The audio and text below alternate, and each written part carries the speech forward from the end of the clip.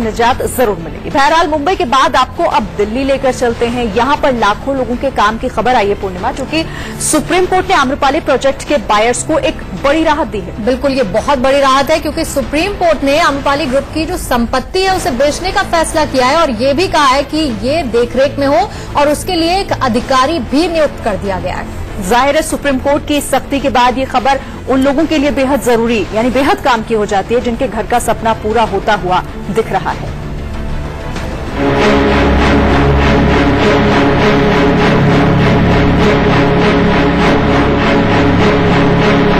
Amrapali builder के project में पैसा लगा चुके लोगों के लिए बड़ी खबर सुप्रीम कोर्ट से आई है। देश की सबसे बड़ी अदालत ने लोगों के आशियाने के सपने को पूरा करने की दिशा में बड़ा कदम उठाया है। सुप्रीम कोर्ट ने आदेश दिया है कि आम्रपाली की कई प्रॉपर्टीज बेची जाएंगी।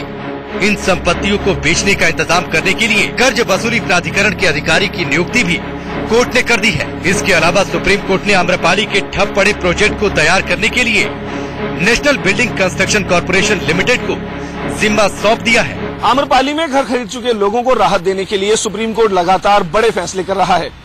सुप्रीम कोर्ट ने कहा कि सबसे पहले पैसा आना चाहिए। सुप्रीम कोर्ट ने यह भी कहा कि अगर हम चाहें तो आम्रपाली की सारी संपत्तियां बिकवा सकते हैं, लेकिन ये कोई स्थायी समाधान नहीं है। कोर्ट ने आम्रपाली से कहा कि आपकी नीयत और हलफनामे को देखकर नहीं लगता कि आप कोई समाधान चाहते हैं। सुप्रीम कोर्ट के कड़े रुख के बाद उन लोगों का भरोसा लौटने लगा है जिनको अपने घर का सपना टूटता दिख रहा था। कोर्ट में आम्रपाली ग्रुप ने अपनी स्थिति स्पष्ट की है।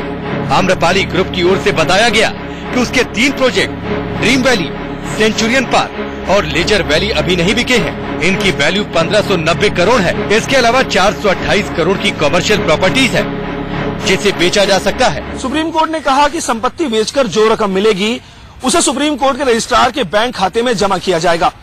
सुप्रीम कोर्ट ने आम्रपाली की संपत्ति से संबंधित हलफनामे को सही या गलत नहीं माना और कहा कि ये खेल का हिस्सा है। कोर्ट ने कहा कि 7 दिनों के भीतर सही और नया संपत्ति का आंकड़ा देना होगा। सुप्रीम कोर्ट ने कहा कि संपत्तियां बेचने से जो रकम मिलेगी उसे सुप्रीम कोर्ट के रजिस्ट्रार के बैंक खाते में जमा करा दिया जाए। सुप्रीम कोर्ट ने आम्रपाली के संपत्ति से संबंधित हलफनामे को गलत या सही नहीं माना और कहा कि ये खेल का हिस्सा है। कोर्ट ने कहा कि 7 दिनों के भीतर सही और नई संपत्तियों का आंकड़ा देना होगा। सुप्रीम कोर्ट में इस मामले की अगली सुनवाई 26 सितंबर को होनी है। लाखों बायर्स की उम्मीदें अब कोर्ट के फैसले पर टिकी हैं। Naresh Beswani, India News, Delhi.